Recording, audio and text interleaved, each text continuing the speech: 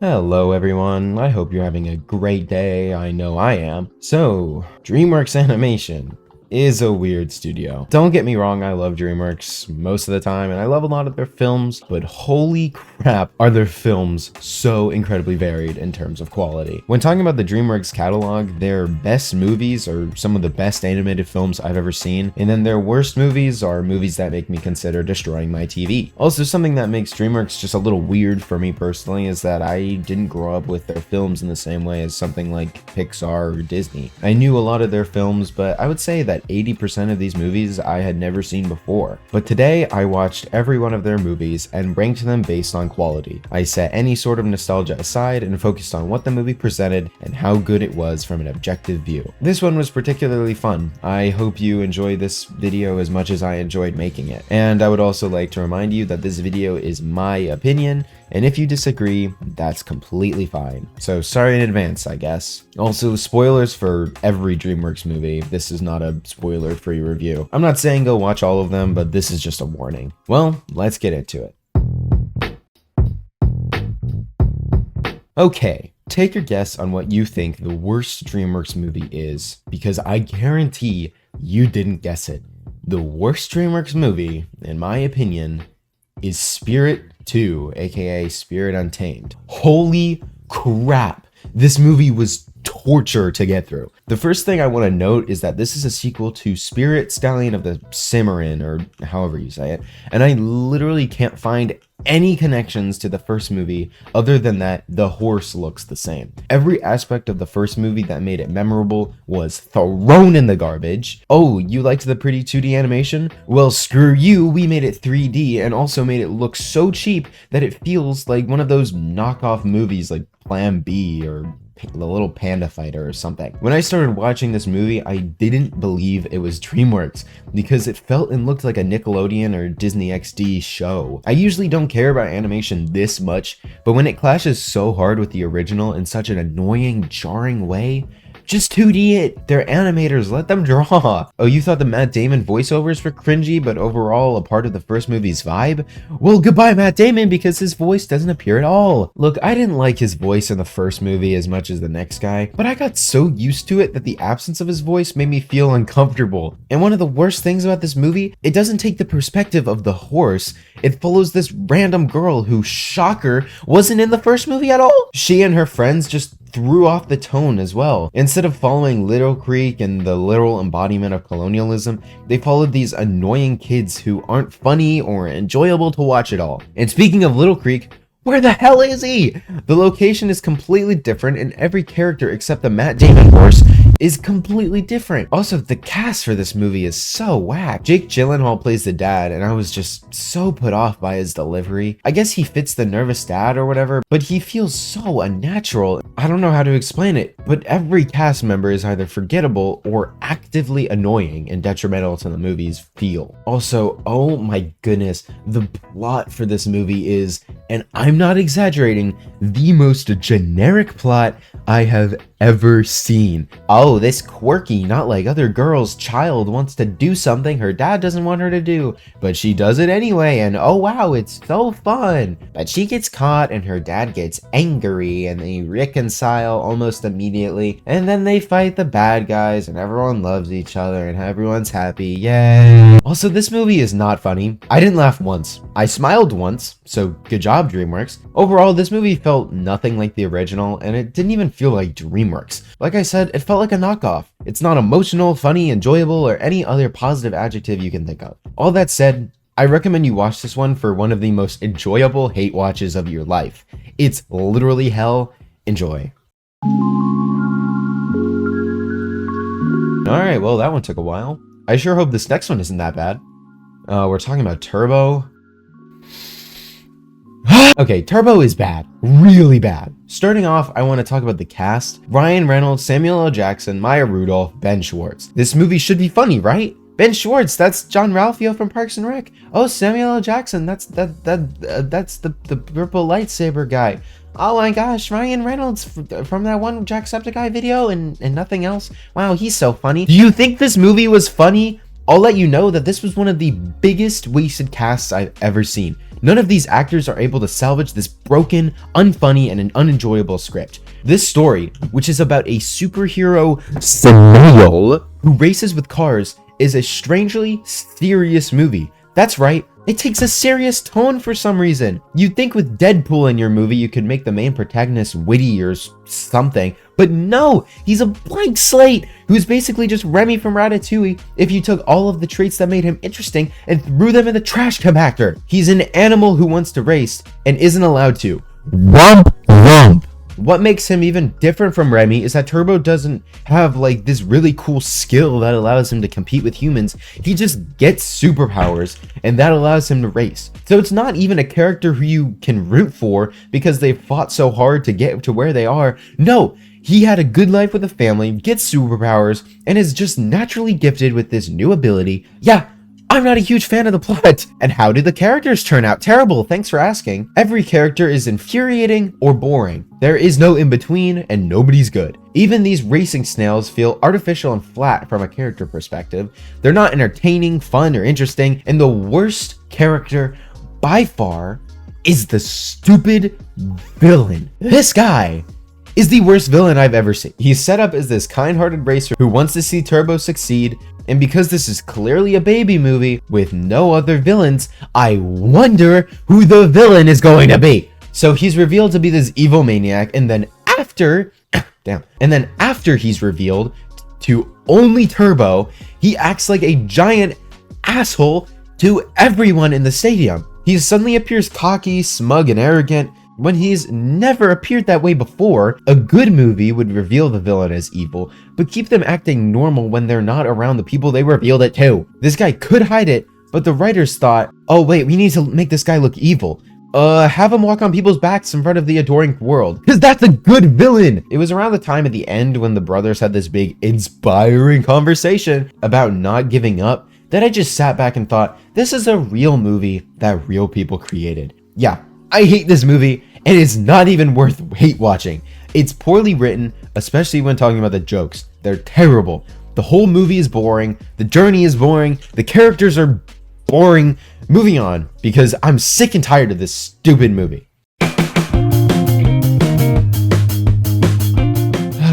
Alright, Spirit 2 and Turbo are terrible movies, but this one is even more insulting because this movie is Shrek the Third. Now, this movie isn't the worst movie I've seen, so good work, Dreamworks. But what it is boring. The movie introduces us to Arthur, who is an incredibly flat and wasted character. The movie is hysterical.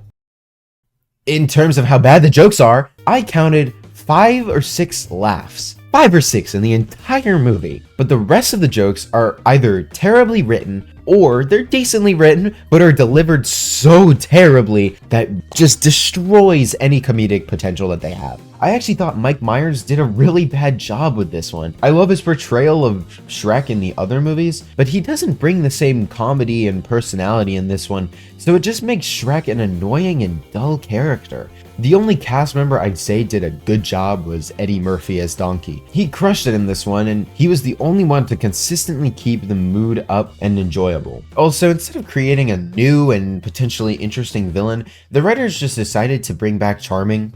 Oh, but strip him of any personality or wit that made him funny in Shrek 2. Charming is just not it in this movie. His plan is honestly laughable, but not in the way the movie intended, and it just comes off as lame. Oh, and I have a big question.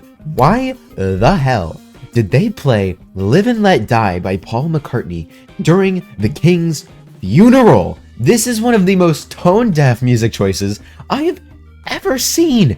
If you want me to feel sad for his death, well, I don't. And if you want me to laugh because of the garbage jokes you threw in, I don't, because they're not funny. And also, I feel like I should be sad, so I'm just confused. One of the only things I'll compliment this movie on is this scene between Shrek and Arthur. It's honestly kind of sad and well written, and I like the pointers that Shrek gives, and it makes you remember, oh yeah, Shrek was a good character before. He's not anymore, but now you can remember that he was. Oh, and also the scene is kind of ruined once Merlin opened his mouth. This annoying guy, oh my gosh. But overall, this scene captures some of the feels of the first two movies, just for a brief moment. So good job, Shrek the Third. You are now a 3 out of 10. Go great job. So yeah, bad writing, jokes, music, cast deliveries, just a perfect movie to make you want to watch the first 2 Shreks. Because this one absolutely blows. Ugh, can we just get on to the good movies already? Oh my goodness. Wow, Trolls 2 World Tour. I sure do love the Trolls movies. Okay, so Trolls 1 was not good, but this movie butchered anything that movie did well. First off, I'd like to say that James Corden gets more lines in this one than he did in the original. I sure do love listening to James Corden's voice. It's just so enjoyable to listen to. In terms of the other cast members, I do think Justin Timberlake and Anna Kendrick did a good job as Branch and Poppy, respectively. They have this weird relationship drama going on, and while I usually don't like relationship stuff, that's kind of the only part of this movie I actually clicked with. It wasn't amazing, but both of the voice actors did a decent job portraying the emotions they're going through, and it's kind of fun to watch. Also, I liked hearing Ozzy Osbourne's voice, but they literally gave him like 2 lines, so I don't know. That's the end of the compliments, by the way. Holy crap, the music choices in this one were nowhere near as good as the first one, and I didn't like the first movie's music choices. They're all fine on their own, but the way they're dubbed over just makes them weird, especially Crazy Train. Like, how do you mess up Crazy Train? And the songs were more prevalent in this one, which made the plot feel more stunted and unnatural, going from song to song to song to song to song. The animation is fine, I guess, but it doesn't have the same charm that the first movie kind of did. The rock troll is boring, and her motivation is eerily similar to Thanos in Infinity War, whereas he has to get the 6 stones and she has to get the 6 strings. But where she falls flat is that she doesn't have this compelling story. She just wants to turn them all into rock zombies or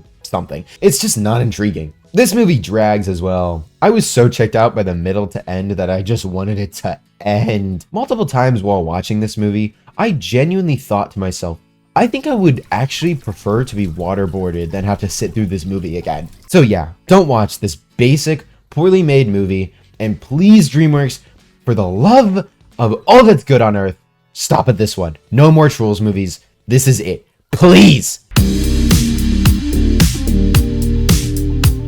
Number 41. So I wasn't going into Ruby Gillman Teenage Kraken with a lot of high hopes. It looked like another Dreamworks movie targeted primarily and only for children, so I didn't check it out in theaters. And thank God I didn't, because if I had to spend real movie theater levels of money on this movie, I would have cried. This movie is really bad. One of my biggest complaints is the writing and dialogue. The characters don't talk like people, they talk like how I'd imagine robots will talk to each other in the future.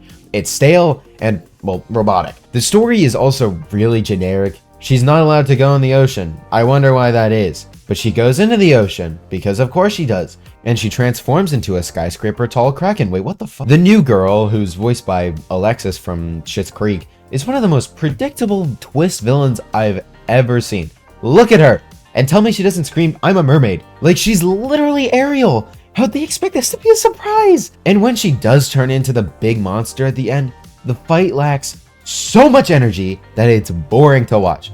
How do you make a battle between 2 huge monsters over the ocean boring? Like, how? The whole romance plot is lazily built up to the point where it's boring and cringy to watch. And I don't like romance movies in general, so it just made it even worse. In terms of good things, there's not much. The animation's real fun, and I especially liked the backgrounds. Like, it's a good looking movie. I don't know if this really counts, but I did laugh twice. Only twice. And they were both ironic at best. So that's actually a bad thing. It's not even a compliment. Because this movie is just not funny at all. I say all this bad stuff about the movie, but I honestly had such a blast watching it. Because I watched it with like my entire family. And we were all making fun of it and just laughing so hard at the sheer stupidity of the movie. My dad even said that, and I quote, "The movie should be rated R for all the F-bombs you're going to drop while watching it." I think that encapsulates my feeling on the experience. I hated the movie, it sucked, but I loved watching it. Watch it for one of the best hate watches ever if you enjoy generic ocean movies, I guess. Oh look, we're talking about Trolls again. I will say this movie was better than I expected. I was thinking this would be a terrible movie that I would remember for the rest of my life, but unfortunately no, it was just kind of slightly worse than mediocre. Timberlake and Kendrick both did an actually pretty good job with Branch and Poppy, and I actually liked how they played off of each other. Like, it was kind of fun. Every other voice actor in this movie is either terrible or forgettable, most likely the latter. Sorry, but it's just true. This movie is also just infuriating. Like 90% of the songs are pop songs, which I usually don't have a huge problem with, but the movie crams so many in that it's just hard to focus and it's just annoying to listen to and watch. Some songs are good. I like the True Colors song towards the end, but the majority I'm just waiting for the song to end and the story to continue. The movie's not really funny. I counted 5 or 6 good laughs, but that was it. One thing I actually really liked was the art style. The scrapbook animations were fun, but the environments, creatures, and lighting made it look really artsy and honestly kind of beautiful at times. The majority of this movie's plot is generic, with the saving trolls stuff, but the love story with the cook and prince was, so weird, and it felt like such a weird detour for the movie to take. I don't have much to say about this one. It's boring at times, fun at times, and I enjoyed a good chunk of it, but I am never watching this movie again. Moving on.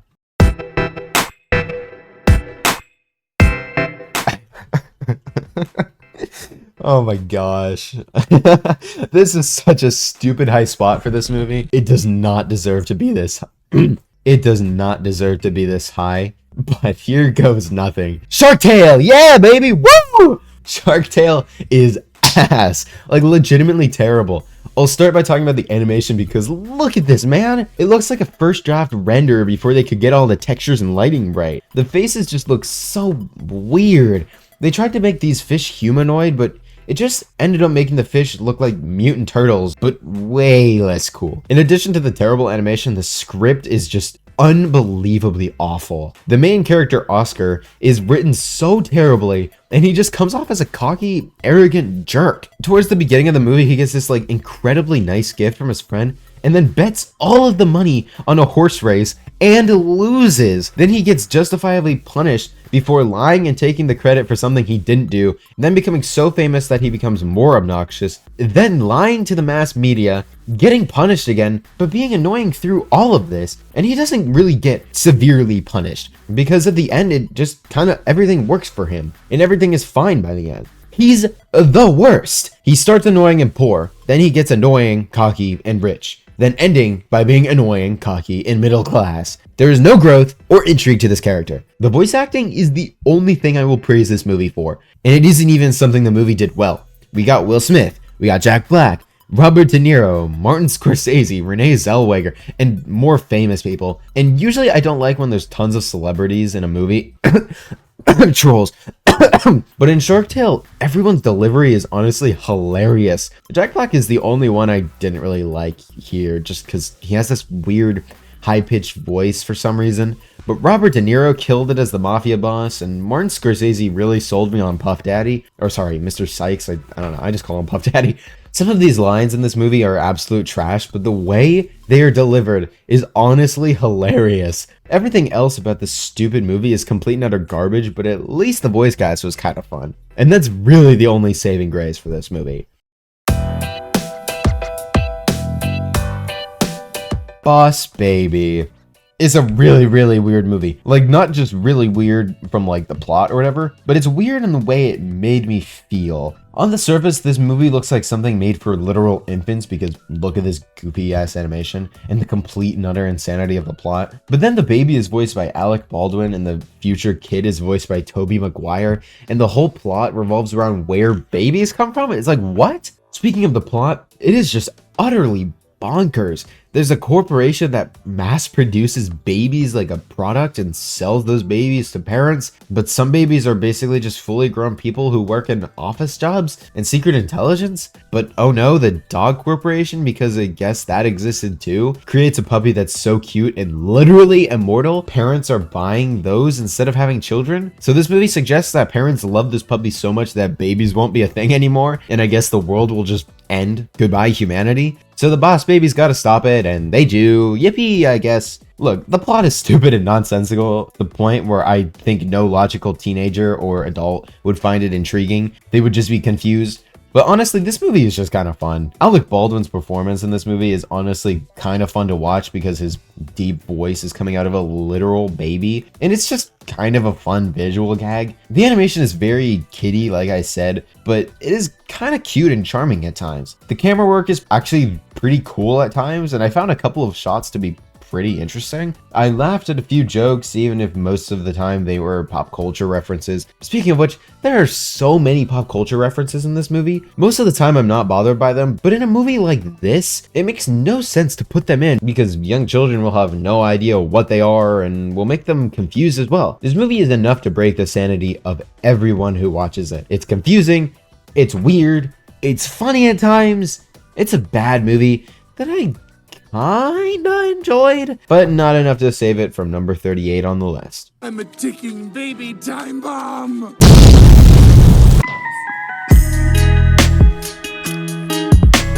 Okay, for this next one, I would like to preface again that this is my opinion, and this decision is probably going to get a lot of people mad because I know this movie is beloved by a lot of people, but I have to stay true to myself and say that Spirit Stallion of the Cimarron is a mediocre movie at best. I'm just as shocked as you are. I've seen people online say this is one of the best DreamWorks movies, and I just have to disagree. I found this movie's plot to be really poorly created. Spirit starts free, get captured by colonists, gets freed, get captured by natives, again, freed again, captured again, then freed, and then the movie ends. I kid you not, he gets captured and freed 3 separate times, and it got repetitive after the second time. If they wanted to create a cool parallel between the colonist people and the native people, they could have. And they kind of did in how they treated Spirit, but they both captured him and kept him from the wild and tried to tame him, so it's not even making a good comparison. I did like Little Creek a little bit, and I liked his relationship and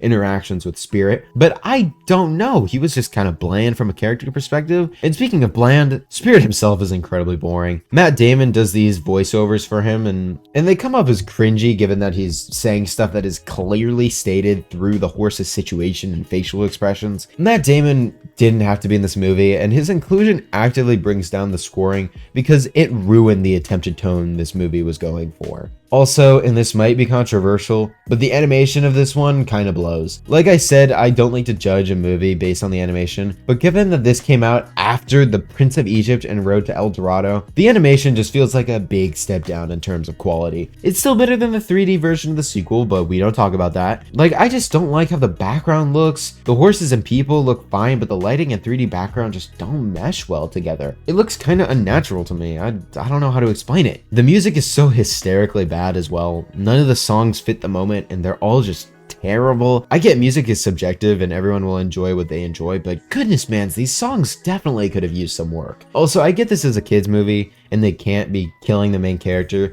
but these 2 drops definitely should have killed him, right? Like, that's not just me. He should be dead. Similar to the Crock movie, I had a blast watching this one because me and my family were just making fun of it the whole time. It was honestly hilarious. Not the movie, I don't think I laughed once in this movie, but laughing at the movie, that was a good time. I recommend watching this one because I feel opinions on this one will vary a lot, so enjoy it if you want.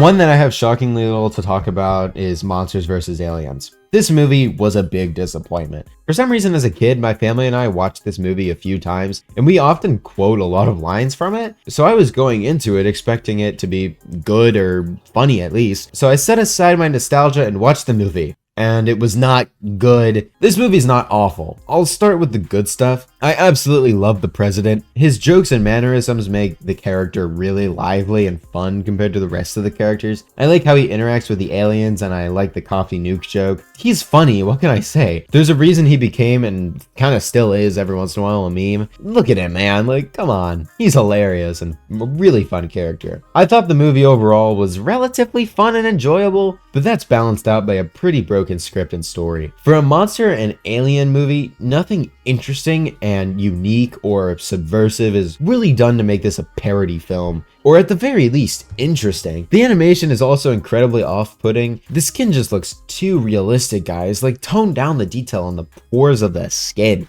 I don't need to see all that. The uncanny valley is a thing for a reason. Chill with the details. I guess the alien has a cool design, I don't know, man. I'm really stretching this. There's not much for me to say about this one, like I said. It's just overall not a really good movie, but nothing actively infuriated me. So I guess there's that. I don't recommend watching this one because it's just kind of meh. Moving on. One that I have even less to talk about is The Croods 2. It sure does exist, that's for sure. It's fine. Spoilers for later, but I didn't love the first Croods movie, so I wasn't going into this one with high expectations. And yeah, I was basically spot on with my prediction. This movie is as mediocre as you can get. It was funnier than the first in my opinion, so there's that. The new characters and family felt really standard and uninteresting. I didn't care for Guy and Eve's love story, love triangle thing they got going on. It's not really my thing in general, but it was just kind of typical and boring. I didn't like the plot either, especially Grug's stuff. His arc in this movie is practically the same to the first, where he's overprotective and clingy. It's just kind of the same thing, but more tedious and centralized on Eep. On the good side though, the animation is stunning. The lighting, the characters, and especially the environments all looked absolutely beautiful. Also, this one's just really funny. I laughed quite a lot, and I enjoyed it quite a bit. The jokes were just more inventive than the first one, and I found it much more fun than the first one. Just like Monsters vs. Aliens, this movie is just incredibly mid. Don't watch it, you're really not missing anything by not watching it. Unless you loved the first Croods, there's not much here.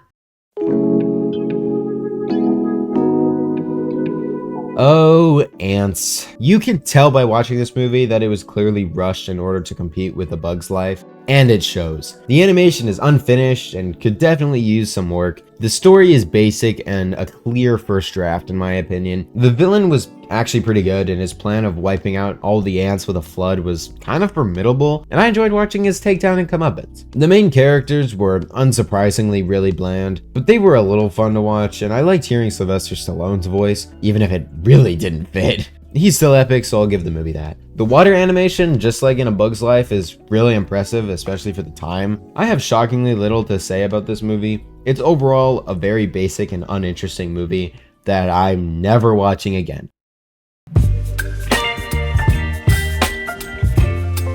Madagascar 2 is easily the worst in the trilogy. I would describe it as mediocre, not bad, but not good either. It's nowhere near the comedy of the first one, and I honestly didn't laugh all that much in this one. I really didn't like the main plot of Alex and his dad and the stupid villain. It was boring at times, but at its worst, it was just kind of infuriating. And why it was infuriating? The villain. He was one of the main problems with this movie. He's boring and annoying to watch. I was hoping for a Scar type villain or something, but no.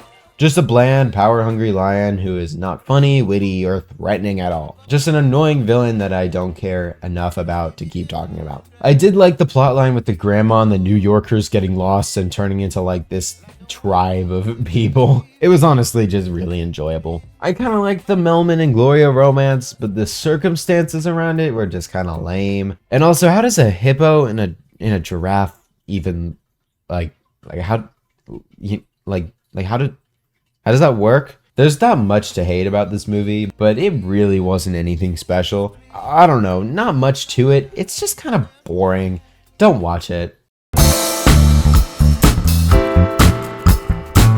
Speaking of Madagascar, Madagascar 3 was just slightly better than the second one. The whole circus storyline was kind of fun in the middle, but there is a liar exposed trope that brings the whole storyline down a peg. Also, all these characters just felt like boring NPCs. No matter how Italian you make this character, he's still just kind of boring. They all serve their purpose, but don't do much else. My least favorite character was actually the villain, Dubois. I didn't love her design, and her animal-like movements kind of freaked me out, and if that was intentional, good for you, but it just kind of was gross and made me feel weird. Also, something about her voice just pissed me off. She obviously has a French accent, but it sounds really fake to me, so it was just kind of like weird and gross to listen to. When I was 7, I strangled my first parrot. The voice cast overall does a pretty good job, but I don't know, man, nothing crazy special. The animation was good, even if the character models looked really weird. Like, I just don't like how these characters move, and I don't know, this one just feels so off. I don't have much to say. The movie was just slightly better than average. I'm never watching it again, and I didn't have a particularly fun time while watching. I'm kind of glad I didn't grow up with the Madagascar movies, man. I did like the first one, but 2 and 3 just were not it. Not saying every movie I watched while I was a kid was good, but these movies probably wouldn't do much for me.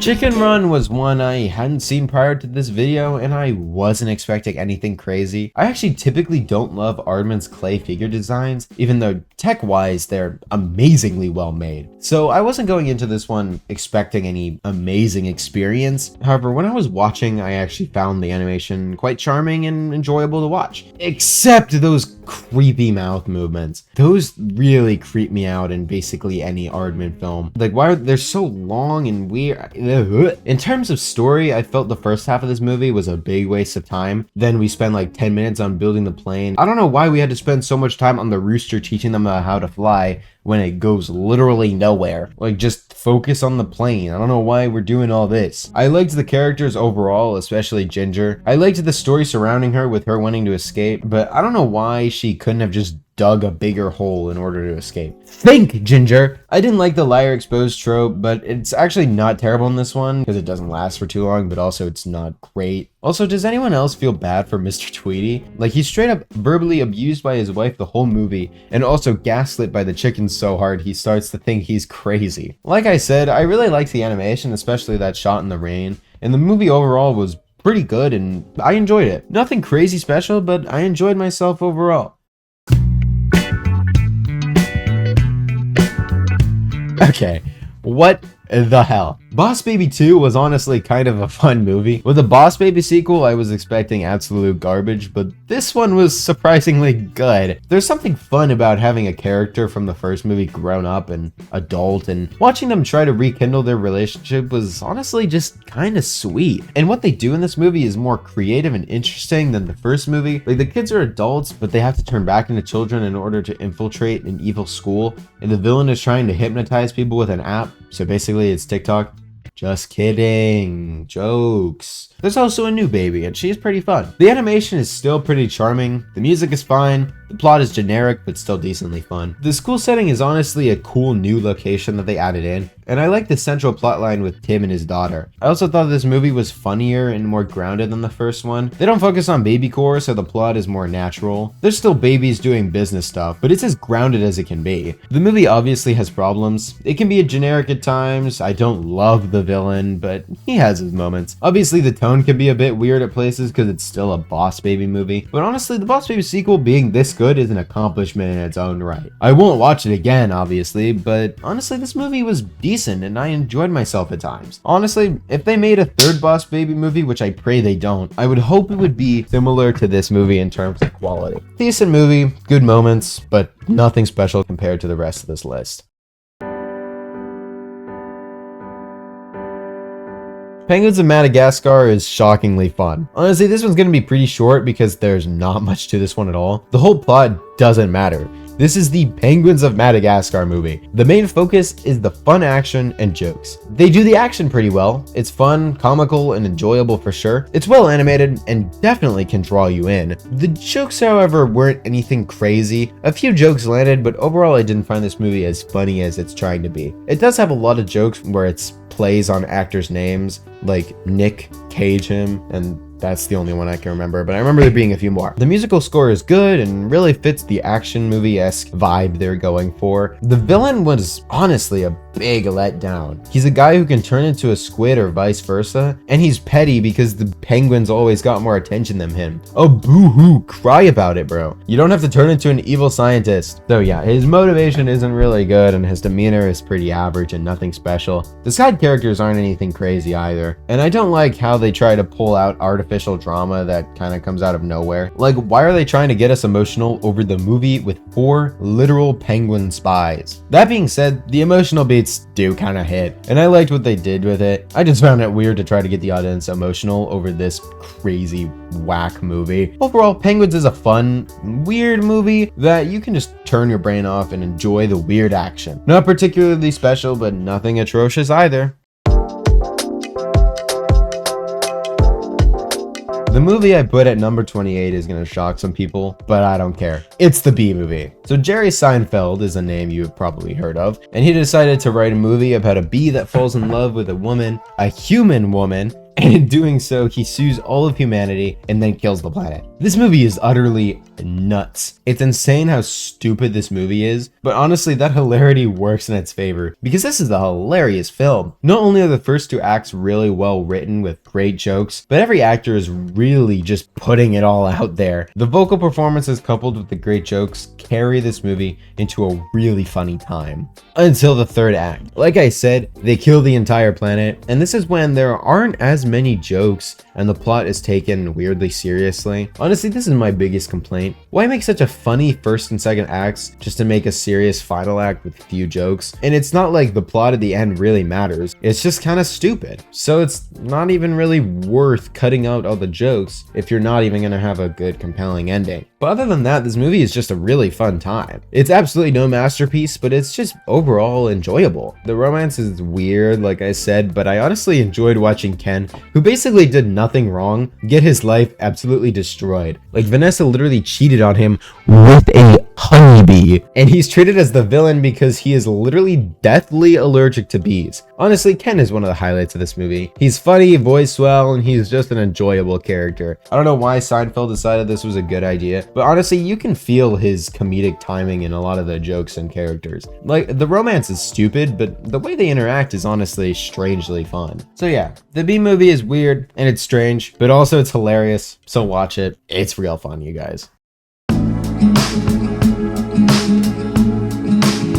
Orion in the Dark actually had me for a while. The opening of this film felt so different from the rest of Dreamworks' catalog that it was actually kind of refreshing. I liked watching this scaredy cat kid get scared and anxious about everything. I liked watching his life and how his anxiety messed it up. It was enjoyable and the character was fun and I liked the whole setting and stuff. But then the embodiment of darkness appears and takes him on a trip and you lost me. Not actually, but this is when it starts to kind of go off the rails. This is especially when the main problems start to show themselves. I don't like the character designs. The animation looks good, but I do not like how the people or entities look, especially the way their eyes are like connected. It's also introduced that the main storyline is actually just a fake story Orion is telling his daughter, so why should I feel hooked if this is all fake? The other dark entities also just weren't really good characters and they weren't fun to watch. They're all kind of bland and I didn't love their introduction. They just didn't feel really necessary. The characters overall aren't that great. I liked Orion and Dark and their relationship was fun, but other than them, I didn't care that much. Also, isn't it crazy that Dark literally willingly dies for no reason other than him being discontent with his job? Like, that's crazy that he does this in a kid's movie. Also, how does the resurrection of Dark work? Like, how the hell did that even happen? The movie just feels all over the place. It tries to juggle two different plot lines, one being directly influenced by another, and it just feels chaotic. The real storyline is great though. I like the idea of Orion trying to teach his kid not to be scared, and the idea of the two storylines like this could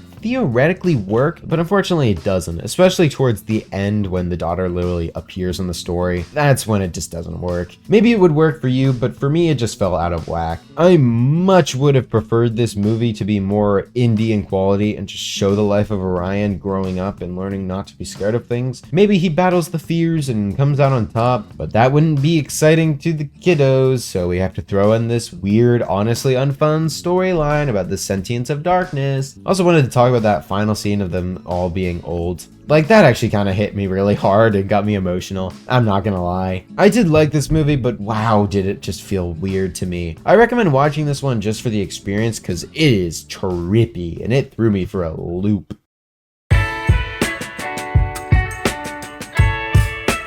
Home is a pretty fun movie. I enjoyed it. I really liked the main two protagonists, Tip and O, and I felt their chemistry was really enjoyable. I liked both of their arcs, and overall they just work pretty well together. I liked watching the aliens and human worlds combine like this, and watching them overcome the struggles of this weird sci-fi world was honestly pretty cool. There is a split up plotline between them, and that was a little annoying, but overall it wasn't the worst thing in the world. The villain has a pretty sick design, and I enjoy the twist with it, even if it's generic and extremely predictable. The movie is pretty funny. It has a fun sense of humor, and I laughed quite a lot. The movie as a whole doesn't flow really naturally from one plot point to to another. It just feels like a little stunted and forced at times, like you're going from one spot to the next spot without any flow between them. It doesn't ruin the movie, but it's just kind of not that great.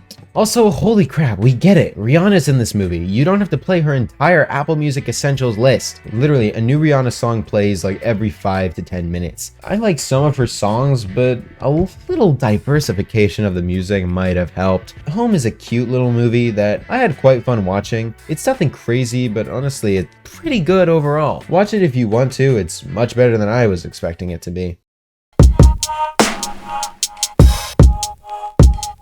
Puss in Boots 1 was a lot better than I expected. I saw this movie as a kid and I was just pretty indifferent towards it. It was fine at the time and it pretty much is just fine today. I feel the story of this one is pretty ambitious given this is a Shrek spinoff. The Shrek movies were specifically designed to make fun of and subvert fairy tales and make jokes about them, while Puss in Boots pretty much just adapts a fairy tale format to make it a fairy tale story. It's honestly really different and leads to some really interesting and awesome concepts and ideas. My mind immediately goes to the golden goose and location of the beanstalk cloud. Just some really cool pieces of art that bring the world of fairy tales into the medium of cinema. I like that. The story itself is quite basic given it's focusing on fairy tales, but it does have its fun moments and the characters make it an entertaining time. The third act, however, messes with that. I don't like Humpty as a twist villain, and I'm shocked it was supposed to be a twist because I already expected that like immediately. But the addition of this twist just felt unneeded to me, and it just felt stupid and unnecessary. Also, this movie is strangely serious in tone. There were a few good jokes and I laughed quite a bit, but overall the tone was really serious and a weird contrast from the Shrek movies. Also, the Puss and Kitty romance thing was fine, but I didn't care for it really, and it especially wasn't as good as in The Last Wish's use of the romance. It was just another thing that just felt unnecessary to the plot, but if it were better written and given even more time to work, I might have liked it. In terms of the tech side of this movie,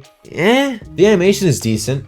For the time, nowadays it looks really weird, but that could be said about a lot of Dreamworks movies, but especially for this one, the animation sticks out like a sore thumb. The camera work is actually pretty cool. Not much to say, but it's just, there's some cool shots in this one. Overall, the movie is alright, and I enjoyed myself, but holy cow is it nowhere near the sequel in terms of quality, which we will get to in a bit. Fun movie that I semi-recommend. It's not bad, just kind of forgettable in the grand scheme of things.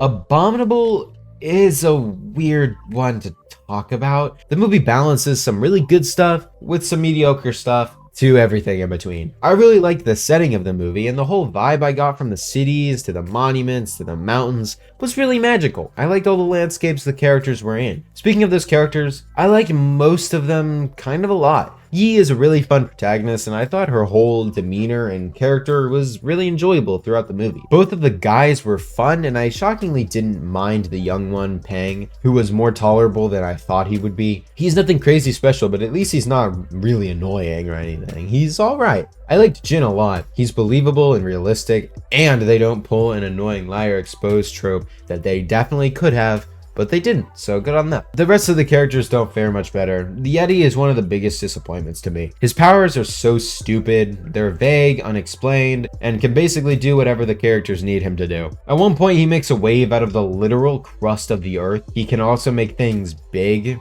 I don't know either, man. They're not fleshed out at all and are so convenient to the plot that they just get annoying. I don't know why they decided to give him powers in the first place, because it could just be a travel story, but no, because that would be boring, right? This movie also has this character who, and I'm not being facetious when I say this, is the most predictable twist villain I have ever seen. I predicted her evil turn immediately after seeing her. Her whole evil thing just comes off as dumb and obvious. Her voice also really doesn't fit the design, but maybe that's just because she looks exactly like Kari from The Incredibles. Tell me I'm not the only one who sees this comparison. Also, Burnish was kind of interesting, but still incredibly basic. They tried to pull a reverse Mr. Waternoose and Randall from Monsters Inc., where the rich guy looks evil and the skinny sidekick is actually evil in this one. It just doesn't work as well and brought down the movie for me quite a bit. The music is pretty good and the violence stuff was great. Overall, this movie has some really great moments coupled with some decent to bad moments. I kind of recommend it, but it's just nothing special outside of a few honestly really great moments. But yeah, I wouldn't necessarily recommend you watch this movie. I'll rip this band-aid off really quickly. I didn't love Wallace and Gromit: The Curse of the Were-Rabbit. That being said, this movie is really fun. The characters are all fantastic. I love Gromit and the rich vegetable lady that I've already forgotten the name of, I'm sorry. They're all charming and enjoyable to watch, and they make the movie really amusing. I really enjoyed the villain, and I loved watching him start off as just this simp for veggie lady, and then turning into a legitimate evil hunter towards the end. He's also just really fun overall, and he's a pretty good villain. The whole world feels really lived in. I loved watching all the interesting tech that Wallace and Gromit have in their house and in their job. I really liked how this movie kind of turned into a G-rated horror movie. It's obviously not scary, but the parallels to other horror movies make this movie a joy to watch as a horror enjoyer. The animation is also really good. I relay everything I said about claymation from the Chicken Run segment, but I want to emphasize that I prefer the animation from this movie a little bit more. The movie just looks really good. And the movie overall feels very British, which usually would be a bad thing because, you know, God bless America. So honestly, it just gave the movie a really cozy vibe, and I enjoyed watching it a lot. And in terms of the bad, there's really not much. Most of the stuff is good, but nothing crazy special in this one. And that's just kind of the movie. It's fun, I enjoyed myself, but it's absolutely no masterpiece. I would consider watching this one again because it is in fact a good movie, but it's not my favorite. I recommend it. Moving on. The Croods was pretty good, but not my biggest cup of tea. I really liked the family, and I felt they all worked really well together to create a charming and fun central group. Guy is also really funny as well, and I enjoy his presence as a more modern person in this primitive world. I also really like how he creates this like doomsday cult that turns out to be right in the end. So he's basically Joseph Seed with Eden's Gate. I just thought that was funny. I didn't love the inventive cycle of this movie, and what I mean by that is how a real conflict will be set up. Guy will invent something to fix it, and then the movie will continue. Like, it just felt a little too easy in the grand scheme of things, and nothing really felt like a big threat. The family drama and conflict also wasn't that engaging to me because it just felt like family cliches and, oh, the dad doesn't like the new boyfriend. Yeah, I've seen this before. So that part of the movie didn't grip me as much as the other parts. In terms of jokes, I'm kind of split. I really liked the jokes about how Nicolas Cage just wanted the grandma to die. I never really got tired of those, but the vast majority of jokes are just, oh, here's Guy inventing something we have today. Ha, that's so funny. I just felt there were too many of those jokes because the first 2 or 3 were pretty funny, and it just became more of the same thing over and over. So the movie is really funny some of the times, but not so funny in other places. Overall, the movie isn't laugh your balls off funny, but it's alright. Also, this could just be me, but the music in this movie really felt ripped from Prince of Egypt, which usually would be a good thing because that movie has great music, but it just felt kind of jarring to me. I felt like I should be watching Prince of Egypt and not this one that's so different and worse in so many places. It wasn't a big deal, I just felt like it was weird and it kind of clashed with the tone and identity of this movie. This was a fun movie that I enjoyed and might watch again, but I didn't care for it as much as the others on this list. The Captain Underpants first epic movie or whatever is a weird one for me because I, believe it or not, didn't grow up with the Captain Underpants books. I remember one time going into a school's library, picking up one of those books, doing a flip-o-rama, then thinking, yeah, I'm too old for this. And then I never picked up another one of those books since. So I was going in this movie with mixed expectations, and yeah, it's not the best. But holy cow, does this movie capture childlike whimsy and humor in such an enjoyable way. The characters are immature and make stupid fart jokes, but for some reason those jokes kind of fit in this movie because of the books they're adapting. Jokes that I normally would find annoying or childish or immature or whatever actually kind of come off as charming and fun. And that's just kind of this movie. It's just really fun. George and Harold are such a delightful pair, and their interactions and pranks are really nice to watch. I also loved how they interacted with other students, and especially with Principal Krupp. The way they interact with pure hatred for each other is just absolutely amazing. Speaking of Krupp, I actually liked his principal form better than the Captain Underpants form. I just thought his borderline insanity and fun voice acting make this character so entertaining. He's just so stupidly evil and hell-bent on torturing these kids, and it's just so so fun. I did like Captain Underpants, and he definitely has his moments for sure, but I honestly didn't think he was anything crazy special. But he was an enjoyable character nonetheless. I also liked the lunch lady voiced by Mabel from Gravity Falls, and honestly thought the relationship between her and Crock was kind of engaging for some reason, in a really stupid but still enjoyable way. Professor Poopy Pants was a weak link in my opinion. Despite having a delightfully evil German scientist voice, he's just not all that entertaining compared to some of the other characters and situations in this movie. He is still an enjoyable villain, and I liked the big toilet robot he created, but just not all that great in comparison. In general, this movie's humor is immature jokes made shockingly enjoyable, like I said, but also a lot of the other jokes were just really well written, and I laughed really hard at a few of them. Some for ironic enjoyment and some for genuine laughter. Just a really fun movie with some really fun characters with really fun humor. Shockingly, I recommend this one. I wouldn't mind rewatching it. It's just not one of my favorites.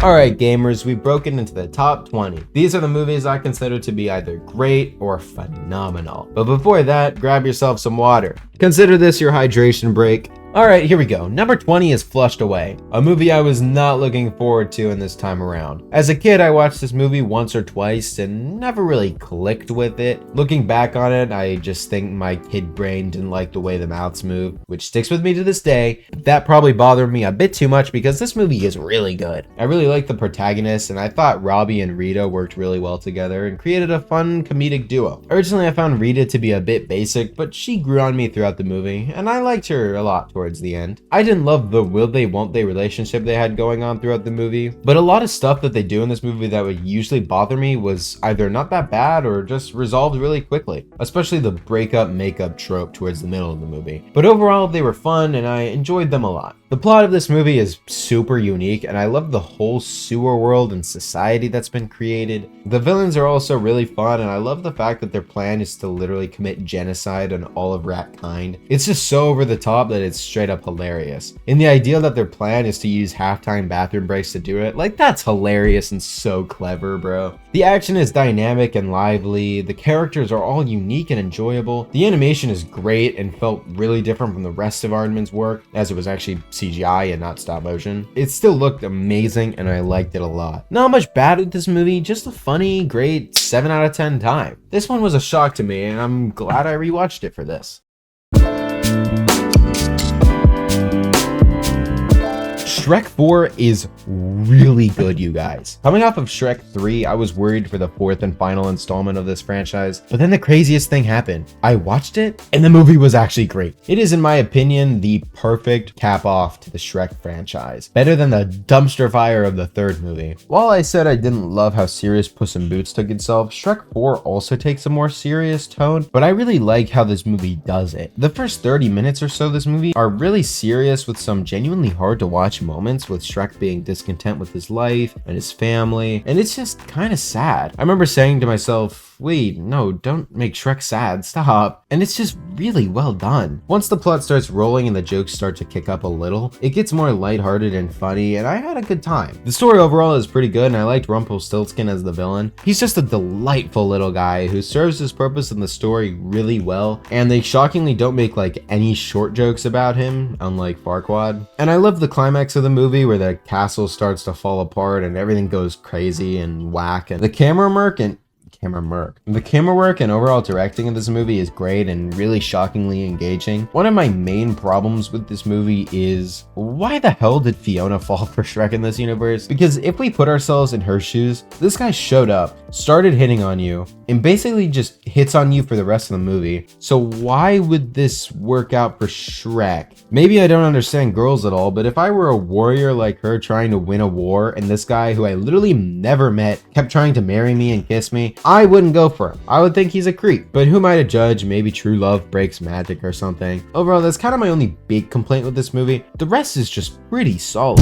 Please watch it if you stopped after 3. You will not regret it. Okay, it's time for a light lightning round. Kung Fu Panda 4 wasn't out when I started making this ranking, so I'm gonna speedrun this a little bit, and then we can get back to the official ranking, if you will. I actually like this movie more than a lot of people. It's not perfect, and it has a handful of faults, but overall, solid movie. The villain was lacking, and is easily the worst in the franchise, in my opinion. Not terrible, just not up to par. Poe's arc was great, and it fit well with the rest of the Kung Fu Panda messages. I'm really getting tired of hearing Awkwafina's voice in everything, and her being a main character in this one was annoying at first, but I kind of got used to it towards the end. The liar exposed trope was whatever, not the worst, but definitely not good. Jack Black is still fun, and I like hearing him sing at the end. Good music, animation, it's fine. This spot in the video is roughly where I'd put it in the ranking, but I'm really tired, so let's get back into it.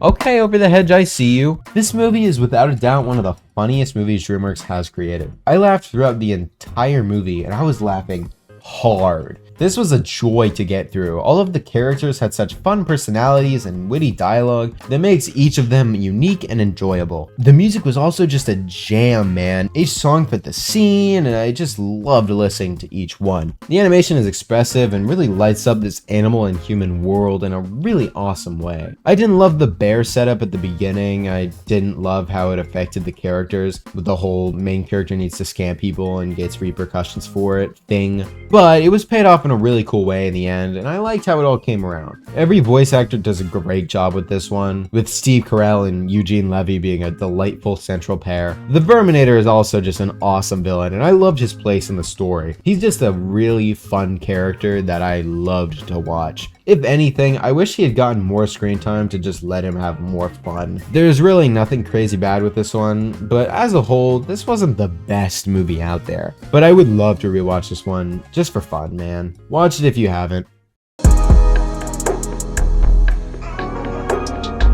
Yeah, Road to El Dorado is amazing. This was another one I hadn't seen, and going into this, I knew literally nothing about it. But after watching it, wow, it's pretty good. First, look at this absolutely stunning animation. The beautiful 3D backgrounds with the lively character animations blended so well together that it just makes this movie a visual pleasure. Coupled with decent music by Elton John, you get an overall great viewing experience. In terms of story, this movie has a decently unique one, with two white dudes going on a journey, running into some native people and pretending to be their gods. Sounds kind of weird when you put it like that, and it is, but they work with it pretty well, and they really show the weird situation from multiple different angles. It shows the good they've done, how some people aren't so on board. The characters in this weird situation are great. Julio and Miguel pair so well together. They feel so realistic and are a really funny and enjoyable duo. I liked watching their antics in this village, and I really liked the scene where the priest tells him he knows they're not gods. Just some great character work and writing. Also, this person, who I don't remember the name of, is a really intriguing character. She doesn't believe their lies at all and actively helps them get the gold they want. And the romance between these two is decently written, but holy cow, how did they get away with this scene, man? I kid you not, I was watching this scene and then a family member walked in and said, "What the heck?" And I can't blame them.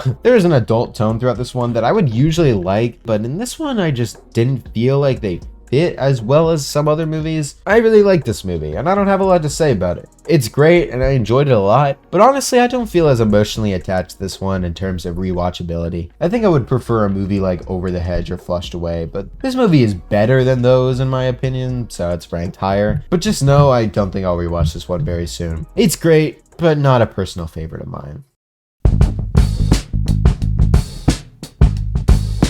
Sinbad Legend of the Seven Seas was pretty good. I actually enjoyed this one quite a bit. The plot is incredibly basic. Sail across the sea to find a thingy, take that thingy to a person, bada bing bada boom, movie's over. But while it's basic, it is pretty enjoyable, and the different locations are all pretty cool and beautifully animated and just look great. I didn't quite understand the romantic coupling of Sinbad and Marina, I think her name was. It just kind of felt weird to me and not incredibly well developed, especially because Sinbad is just straight up sexist towards her during the middle of the movie, while everyone else, who are literal pirates, was just kind of chill towards her. So why is she into this guy? It's obviously because he's smoking hot, but other than that, why did they get together? Other than the stated sexism, Sinbad was a really fun protagonist. He kind of has an Aladdin vibe to him, and he's pretty good. I liked the scummy pirate side of him, and watching him change was honestly pretty well handled. Eris was an awesome looking antagonist with a great design and sick voice, but looking at her motivations, she's incredibly bland. She served her purpose, but overall just nothing crazy good. The more I talk about this movie, the less I like about it. Honestly, this and Road to El Dorado could be switched depending on my mood. As of right now, this is better, but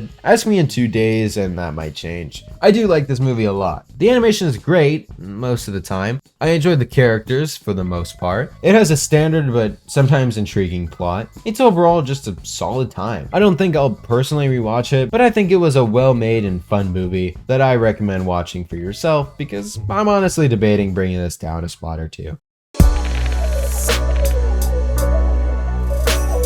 Oh, Madagascar 1. This movie is just pure fun. The characters are so enjoyable and likable, and the voice cast just complement them really well. I think my favorite character is Gloria, voiced by Jada Pinkett Smith. Keep my wife's name. She's just a jam to watch. Also, the penguins are just pure epicness. I love the secret agent vibe they put on. They're just great. There is a reason they got a spin-off after all. I really enjoyed the plot before they got to Madagascar. It's just really charming and the humor really shines here. Once they got to Madagascar though, I didn't enjoy the plot as much. The characters and circumstances really carry that part of the movie. The animation is also so incredibly expressive. The way the characters move and zip around really fast and interact with the world creates some unbelievably lively physical comedy that I just loved throughout. The music is good. I especially enjoyed the What a Wonderful World segment. The movie's also really funny. Many of the jokes pull from pop culture, but I still laughed a lot and found the movie fun and hilarious at times. Most of that stems from the hilarity of the characters and the situations they're put in. Just some really solid comedy in this one. For some reason, this movie pulls some really good cinematography as well. Like, some of these shots are actually really creative and interesting to look at. Not a perfect movie and definitely not a masterpiece, but I did enjoy this movie. It's funny, energetic, with a great voice cast. It's just a great time. Watch it if you haven't. It's a classic.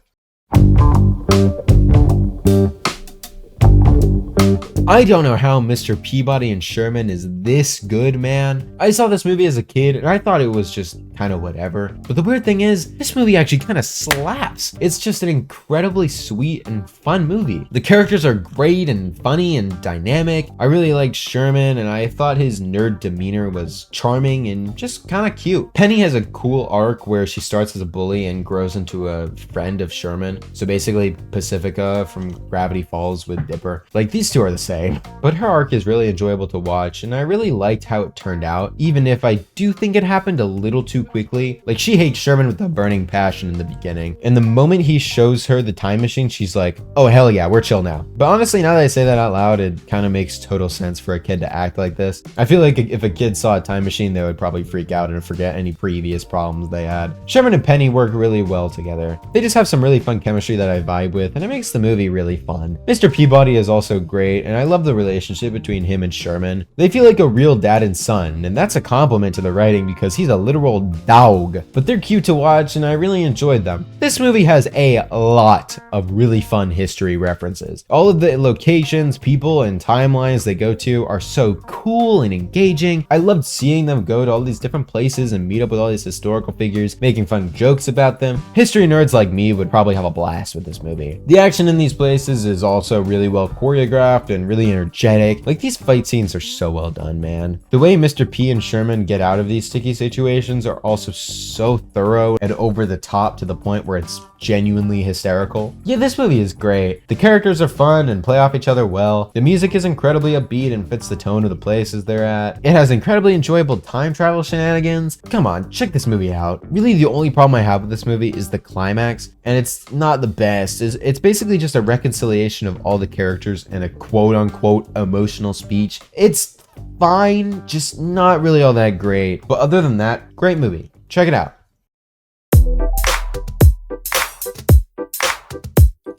I love the Kung Fu Panda movies. The amazing action, the funny dialogues, and the great music. Everything about these movies is amazing.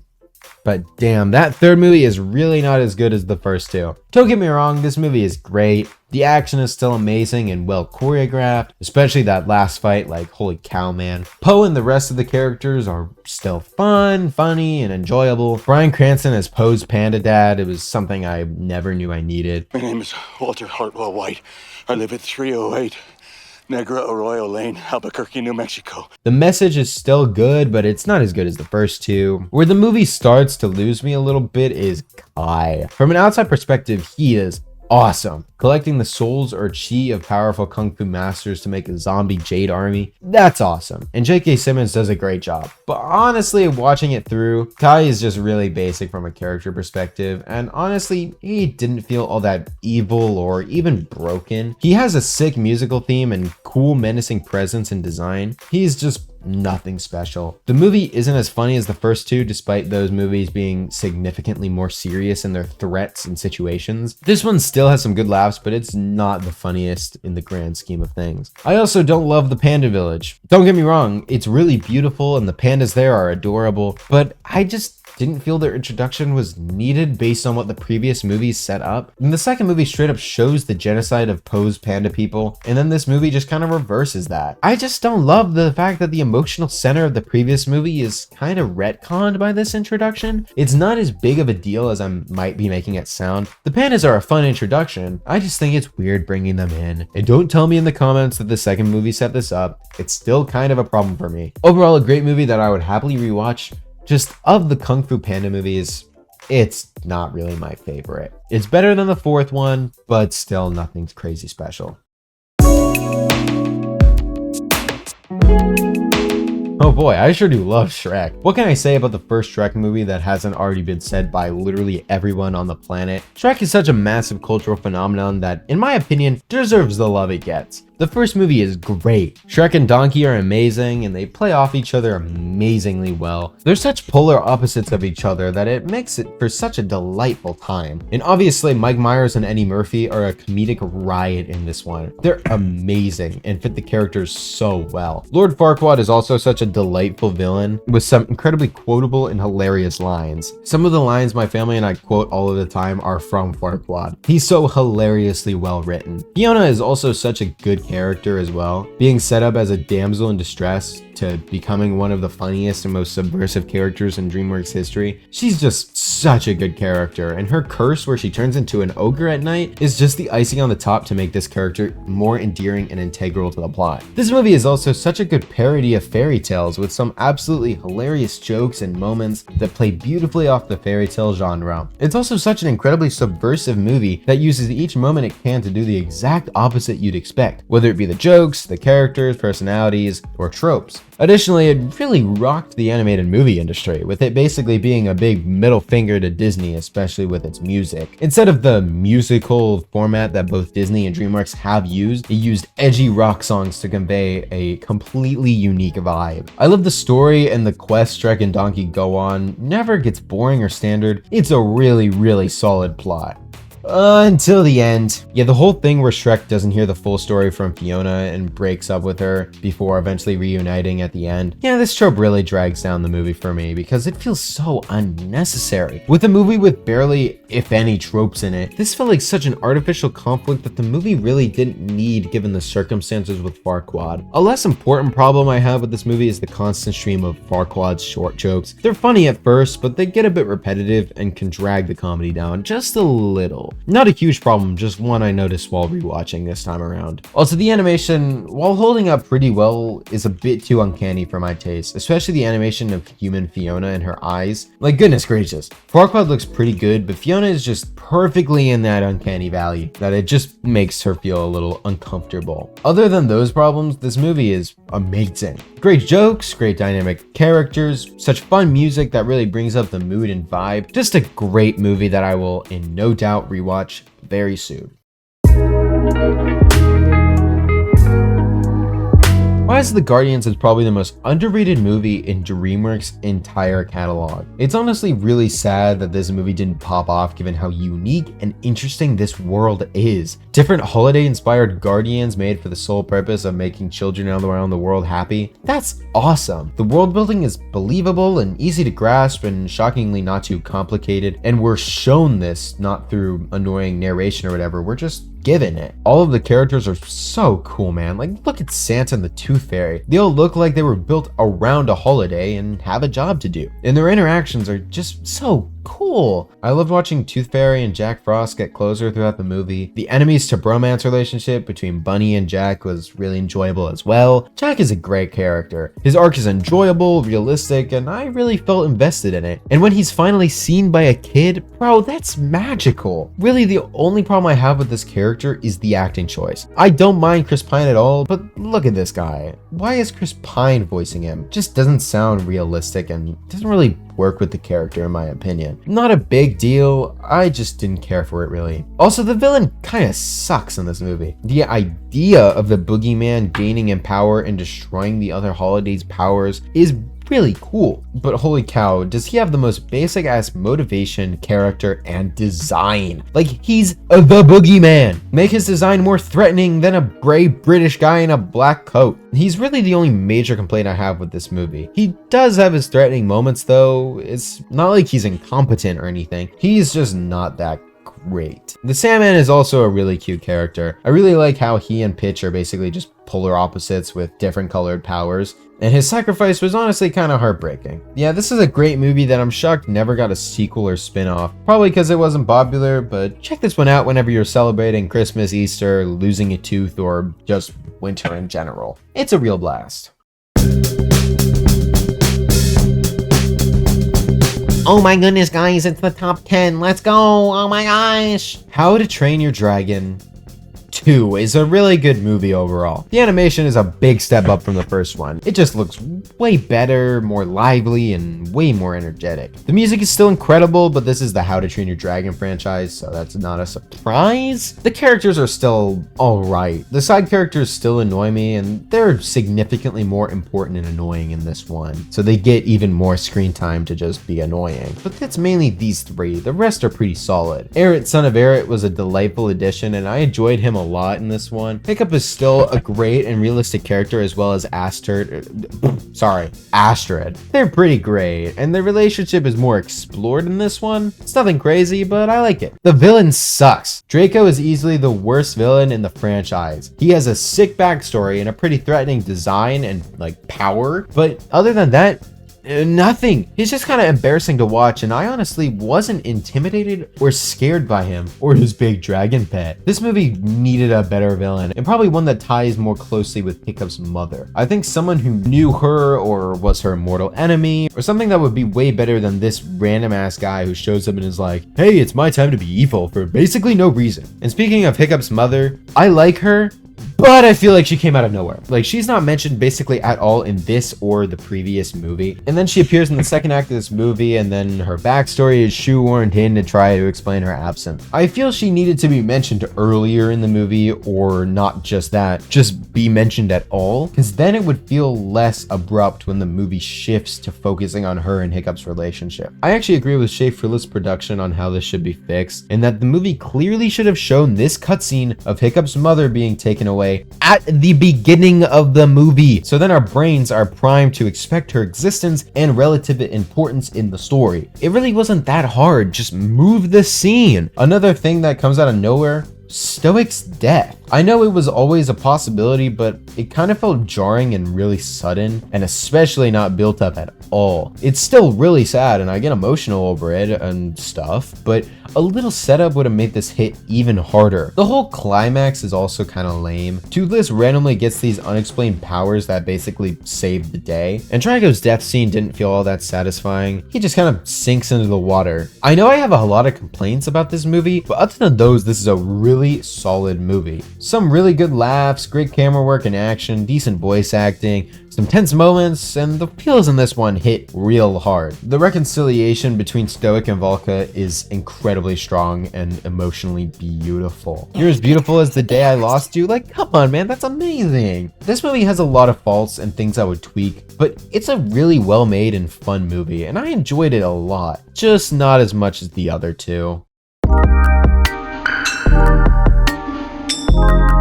One movie that really shocked me on how good it was The Bad Guys. Like, this movie legitimately slaps uncontrollably hard. I'll start by saying, this animation is absolutely stunning, and the visual flair that's used really brings this cartoony style to life. Coupled with beautiful colors and lighting, makes this a visual beauty, and I hope Dreamworks keeps experimenting with animation like this, because holy crap, it looks so good. I like the characters a lot, especially Wolf. I absolutely loved watching his internal conflict on wanting to do good when he's always known bad. It's similar to Megamind, but different in a way that's neither better nor worse. It's just kind of intriguing to watch play out, and I never truly knew for a fact where it was going to go. Also, his interactions in relationship with the Fox Mayor character was really delightful and entertaining. I really enjoyed watching their arc throughout the movie. The rest of the bad guys were pretty good, but none of these caught my attention quite like Wolf and Fox. I also loved the fact that the movie has importance to the fact that these characters are animals. So often in kids movies, they just make the main characters animals, and it's like, why is that? And there's no importance to it. They're just animals, right? Just anthropomorphic animals. But in this movie, the fact that they're vicious animals in a world of humans is brought up a lot, and it actually has importance as it's one of the driving factors for the internal conflict of the wolf character. Why should he be good if everyone will see him as the big bad wolf no matter what? That's awesome, and I like the fact that the movie doesn't dance around it. I really liked the first half of this movie. All of the heists were action-packed, intriguing, and really stylistically awesome to watch. The final act, however, is where the movie loses me just a little. While it has great action and some great moments, it didn't feel all that important to the greater story, and the final confrontation just felt incredibly cliche. I also didn't care for the twist villain. Despite me not guessing it immediately, I just didn't love the character, and I do feel he's quite standard given how cool a villain in this world could have been. I also don't think this plot needed a villain specifically, but if it did, they could have made a better one. What we got was just not that special. I also cringed a few times in this movie. It's not too bad that it detracted from points or anything, but I remember cringing at one or two moments quite a bit. But yeah, this movie is incredible. Great music,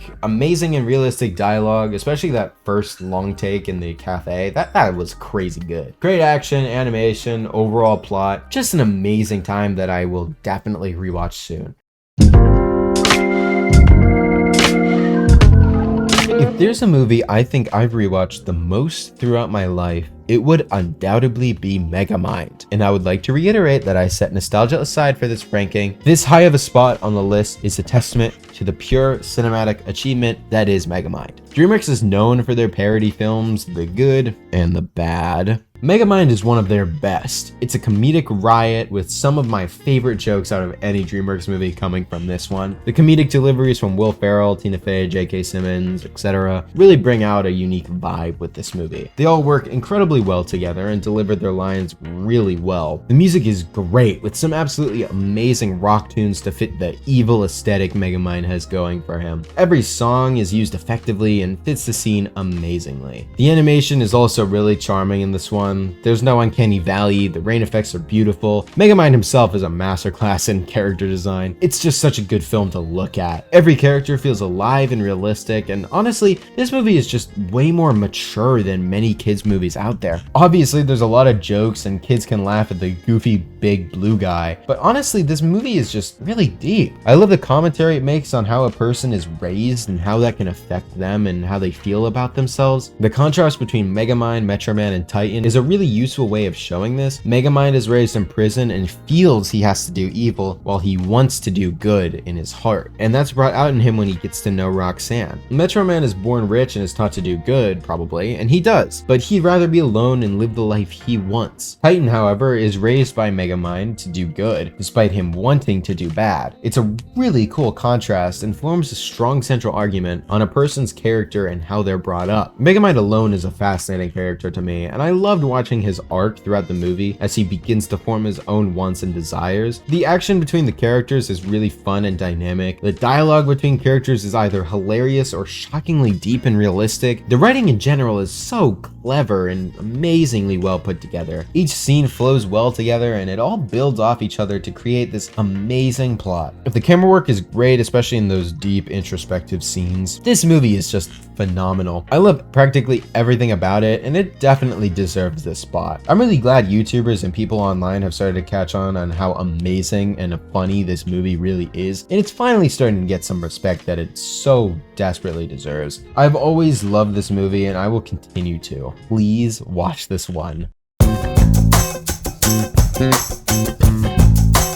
Holy crap, Kung Fu Panda 1 is way better on rewatch. I watched it when I was younger and I thought it was decent, but as I've grown, this movie is amazing. I honestly don't know where to start. The characters are amazing and all feel unique and enjoyable. I especially liked Po, Master Oogway, Tai Lung, Shifu, and the bird character, I can't remember his name. Po was a big subversion to me. He's set up in the beginning as this super fan of the Furious 5 or whatever, and when he gets the chance to fight them, I fully expected Po to be overconfident and annoying because he's the Dragon Warrior, but no, he's not that at all. When he fails, he's giddy to get back up and learn. When someone does something cool, he marvels at it with no malice towards them. He just has this desire to learn, and that's honestly really fun. He's an incredibly fun character who I honestly love to watch. Usually characters in this position start cocky and arrogant, but through the movie they learn to be more humble and thus more enjoyable. But Po is fun and kind from the beginning, and he actually feels internally more like he doesn't belong. And watching his struggles with these feelings is really captivating. I loved how he was seemingly chosen at random, and the lines from Master Oogway about accidents not being a real thing, that's just really cool. I just love his arc, and I really like how he clashes with Shifu and Tai Lung. Speaking of, Tai Lung is an amazing villain. It's honestly pretty impressive to have a villain with practically no connection to Po. He doesn't even know the guy. He's here for Shifu. But the conflict between these two warriors is honestly kind of beautiful. Also, Tai Lung specifically has some absolutely incredible action. His fights and especially his escape out of the prison is so beautifully choreographed and directed that it makes it a visual spectacle. Couple that with great threatening design and voice and you get one of the best animated villains I've ever seen. And his story with Shifu is honestly kind of heartbreaking and you can kind of feel for him once you know the full story. Especially this moment between them at the final fight. Like,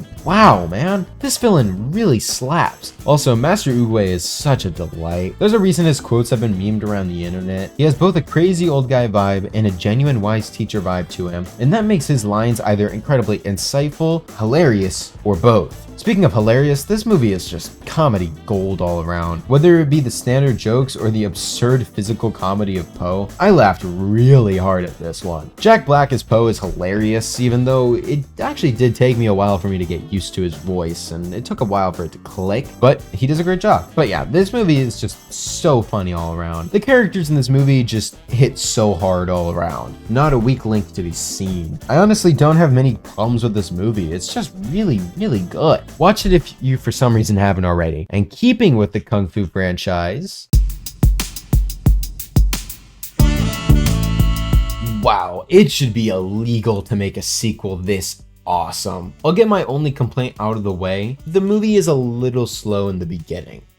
That's it, by the way. I laughed really hard in this one. It takes a more serious tone overall given the circumstances surrounding Po and the villain, but when a joke is made, it makes me laugh really hard. It's still a comedic joy. The characters in this one either feel the same or better than the first one. No one's character is assassinated, and they all feel built upon like a good sequel should do. Po is still great in this one, and his connection with the villain makes this movie really introspective at times. And said villain is absolutely incredible. Shen is just the pure embodiment of evil. He's a genocidal monster who killed all pandas in fear of the prophecy being fulfilled. He's power hungry, he's morally vile, his actions are unbearably sadistic. He's the textbook definition of a villain. And he is honestly not all that comedic. He has some funny lines, but the movie focuses more on his villainy than his comedy. And like I said, his connection to Poe is so potent in this one. Obviously, he killed his people, and that scars Poe, so the conflict between them feels so raw and real. And wow, that scene where Poe recollects on his past and watches his mom die, goodness, man! I was honestly bawling during that scene, because how could I not? And when he does find inner peace, ooh, that's so good, dude! And using that technique in the final battle, like, dude, it's so good. Come on, man. This movie is amazing. It's mainly the emotional center of this one that makes it just so good to watch. Beautiful animation, some really good jokes, one of DreamWorks' best villains, amazing music. Please watch this movie. I beg you. How to Train Your Dragon is a beautiful franchise, and while I don't love the second film, hot damn does the third movie really pull off the landing. I adore How to Train Your Dragon 3. Hiccup is somehow hotter in this movie, just thought I should mention that right off the bat. And wow, his arc of letting go of Toothless is really captivating and emotional. I didn't cry during this one, but wow, I can see why so many people say this ending is one of the most emotional in DreamWorks history. Speaking of, I also really enjoyed the Light Fury, and her interactions with Toothless was wholesome as heck and really cute. And when they show their kids at the end, yeah, that's just really magical. The musical score is absolutely stunning. It's very similar to the first in all of the best ways. New Burke is a fun change of scenery, and I really enjoyed the views, and those views are absolutely beautiful. This is a gorgeous looking film, both in the set pieces and the animation style. Just spectacular. In terms of problems, I have a few minor issues. For one, the mom gets hella sidelined in this one, making her introduction in the first movie make even less sense. Also, the villain, while being great, threatening, and way better than Drago Bloodfist, kinda isn't anything special. And for a finale as triumphant and powerful as this, a better villain would have shot this movie even higher in the list. I also still don't really get Astrid and Hiccup. They've always kind of felt forced to me, but their wedding honestly was awesome and just all around beautiful. Also, the side characters are just a little annoying, but they're not as bad in this one. All of these tiny flaws in an all-around amazing cinematic experience. What a beautiful central story. What amazing messages. What a beautiful end to a truly special franchise. This is the end, right? Please, DreamWorks, let this be the end. Because honestly, even though it has some faults, this movie is a perfect end. This movie is just wow. Just wow, man. And the movie that's just slightly better than the third How to Train Your Dragon is the first How to Train Your Dragon. This movie is amazing. Every scene is purposeful and flows beautifully together to create a beautiful film that I truly adore. I'll get my only complaint out of the way. The opening narration kind of pissed me off. A movie with such great and expressed world building shown through the visuals and dialogue doesn't need this basic narration that basically just explains stuff we can easily see. Usually not a problem, I just feel this movie didn't need it at all, and its inclusion was just kind of annoying. But yeah, that's about it. Hiccup's character growth is amazing. Starting as a wimp and growing into a more confident dragon rider, realistically and enjoyably, that's awesome. His relationship with Toothless really creates an interesting and fun dynamic, and I love that Toothless is basically just a big scaly cat, and his whole character is really cute. The animation, even by today's standard, is really good, and I especially like how the dragons are animated and how each of their powers are unique and interesting to look at. The visuals especially shine immaculately during the flying scenes, especially the one with Astrid. Like, just look at this, man. I really like the adult side characters, especially Gopper and Stoic, if you can count him as a side character. The kid side characters aren't anything special, but they aren't as annoying in this one, and they got a few decent laughs out of me. Also, this movie is real funny, especially for the plot it's going for. There are some really good jokes in this one that I think about every now and then. Yeah, this movie is absolutely amazing. I was kind of scared going into it because I didn't love the movie as a kid. I never never really connected with it, but holy crap, is this movie really something special. I love the world, the characters, the music. Oh my gosh, the music! I genuinely believe this movie has the best musical score of any DreamWorks movie. Every once in a while, I'll listen to it and just soak in the pure musical triumph that this score really is. Especially that one song that's like, ba ba ba ba ba, like that. That's so it's so good, man. Watch it if for some reason you haven't, because this is a classic right here. Wow, top 3. All right, here we go. Number 3 on this list is Shrek 2. This is probably not a shock to anyone who's seen this movie, because this movie is absolutely amazing. You know how the first Shrek movie was funny? Well, basically double the amount of jokes and make them all even funnier, and that's Shrek 2. This movie is hilarious. No joke is bad in this movie. They hit you with a great joke, give you the time to laugh, then hit you with another one. It's just a non-stop barrage of amazing, hilarious jokes. The plot is great as well. Fairy Godmother is an absolutely amazing villain, and I love the focus on her. I also love how she's very clearly a villain, and we know that she's like psycho, but Shrek and the rest of the gang just kind of treat her like a regular celebrity. I really like that dynamic. It makes for some really fun interactions. Puss is also introduced in this one, and he's just a really fun addition. Antonio Banderas crushed this vocal performance, and it really makes this character a blast to watch. The rest of the cast is amazing as well. Mike Myers, Eddie Murphy, Jennifer Saunders, they all do a great job voicing these crazy, wacky characters. Charming is a really good secondary antagonist in this one. He's funny, goofy, and everything you'd want in this movie. Fiona's parents are also an amazing addition. Wow, so many great new characters in this one. I love the so over-the-top hate the king has for Shrek, and the queen is just kind of being in the crossfire. They're just such a delight, and the scenes they share together are comedy gold. Also, the relationship between Shrek and Fiona in this one is really realistic and sweet and funny, of course. This movie is just great. I don't think I have any problems with it. If the top 2 movies didn't exist, I would have no problem putting this at number 1. It's just so fun, funny. It has holding out for a hero in it. Like, come on, man, it is so good. Like, this movie is just so close to perfection. It's that good. I'm so glad they made Shrek 1, 2, and 4. I don't know why they didn't make the 3rd one. Oh well.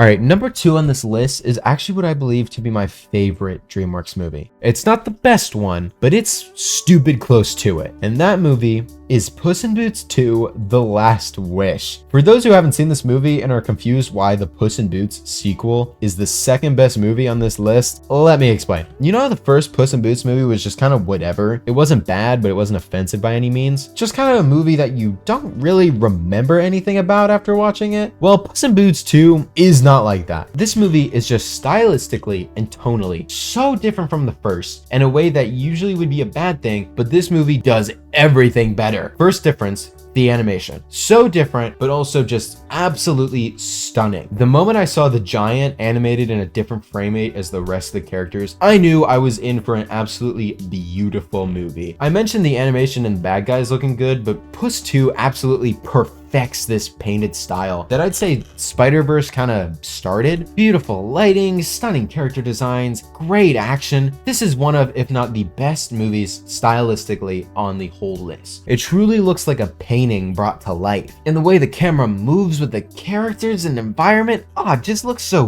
good. And other than that, this movie is just a wonder to enjoy in terms of its story, antagonists, and drama. I absolutely love the central story of Puss not wanting to die and wanting to live forever. Cats famously have 9 lives, and Puss being on his last one is a shockingly adult and terrifying concept that the writers weave so well into a movie suitable for children. Like the concept of death being so important in a quote-unquote kids movie and being used so effectively is a testament to the writing. And watching Puss put that aside to cherish his current life, that's awesome. And I loved watching it play out through his realistic interactions with Kitty and Perito, which, side note, how did Perito not annoy me? He's very clearly the annoying comic relief side character, and he's not annoying at all, and his scenes feel important and impactful. Just well done, DreamWorks, for real this time, for not creating a stupid sidekick. I loved Perito and his interactions with Puss, especially the scene that everyone talks about, the panic attack scene. I won't get into it, but that scene is just a cinematic achievement, and that's all I'll say. Kitty was fun, and I liked the bickering and backstory she had with Puss. She's infinitely better in this one than she was in the first movie. In terms of antagonists, there's actually actually 3, believe it or not. First is Goldilocks. She's great, and I love the twist on the fairy tale that they go with, and the fact that the bears are British just worked so well for some reason. They're really sympathetic, and you kind of start to root for them towards the end. They're good, but not as special as the other two in my opinion, but that's not a problem at all. They're still great. Jack Horner was just a delightful villain this movie really needed. John Mulaney's hilarious voice fit this character so well. His character is also shockingly simple. He's just pure evil and power hungry, and his whole demeanor and especially his interactions with Jiminy Cricket make this character just a hilarious time. And the final villain, and my personal favorite, is the Wolf,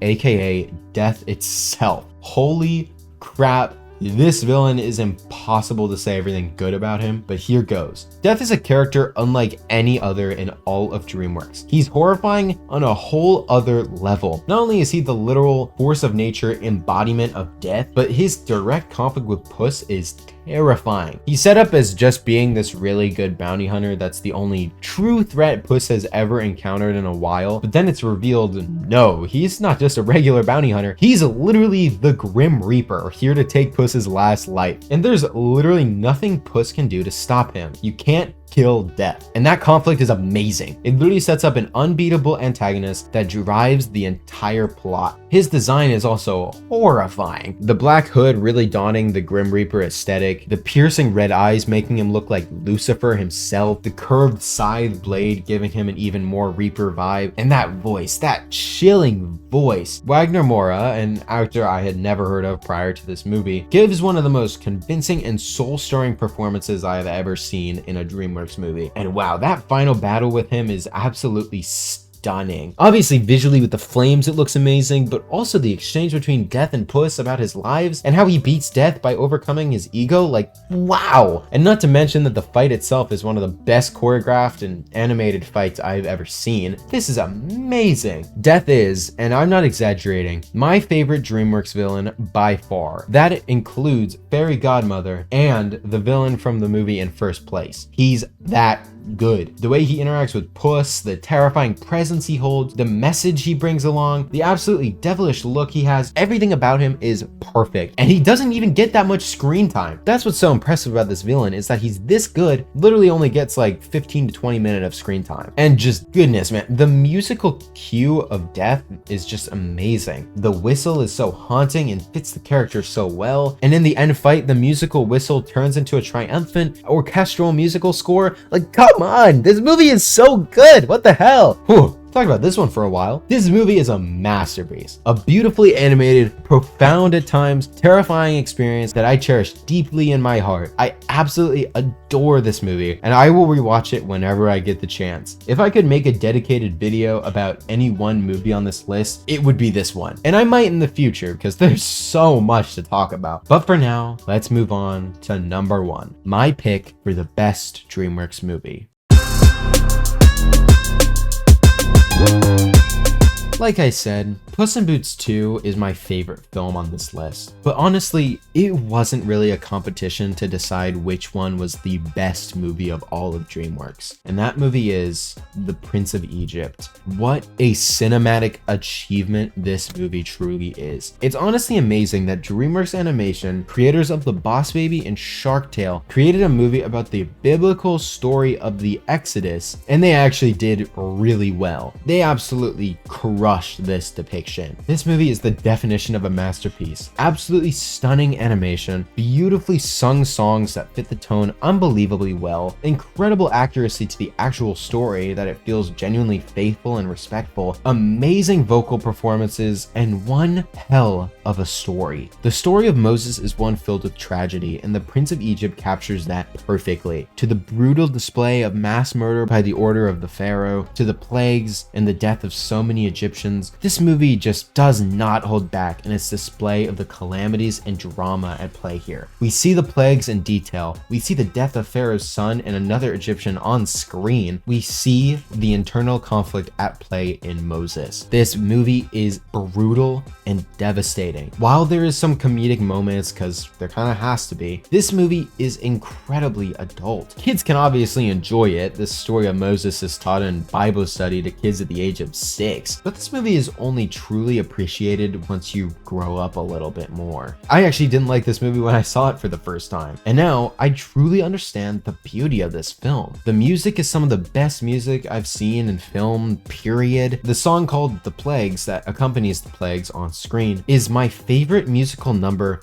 from any movie, not just DreamWorks, and not just animated. The musical performances are spectacular. The characters are realistic and act how you'd expect these people to act. The breakup between Ramses and Moses is so unbelievably heartbreaking, and watching Ramses grow more resentful of Moses through the movie is so devastating and sad. The set pieces for this movie range from beautiful to breathtaking. The desert camp, the Egyptian city, the river, the burning bush, the splitting of the Red Sea, like goodness man, look at these places. The miracles of the burning bush and Passover are stunning. Passover itself is incredibly sad and dark. Stunning to look at, but you can't help but marvel at the tragedy of it. All of this lost just because of the stubbornness of Ramses. This movie honestly made me mad that the rest of Christian media was of this standard, because as it stands right now, basically the only great Christian media is this movie, The Chosen, and those Jesus edits that keep popping up on my YouTube feed. Come on, why can't we have more movies like this about other biblical stories? Like, that would be sick. But for this movie specifically, it's a perfect movie. Every song hits, every moment is necessary and doesn't feel shoehorned in, with no filter to be found. Every line of dialogue, every character is perfect. I love this movie, and there's no doubt in my mind when I say that The Prince of Egypt is the best DreamWorks animated movie of all time. Thanks for watching this video, and I hope you enjoyed the list. Subscribe if you want. God bless. Have a great day, friends.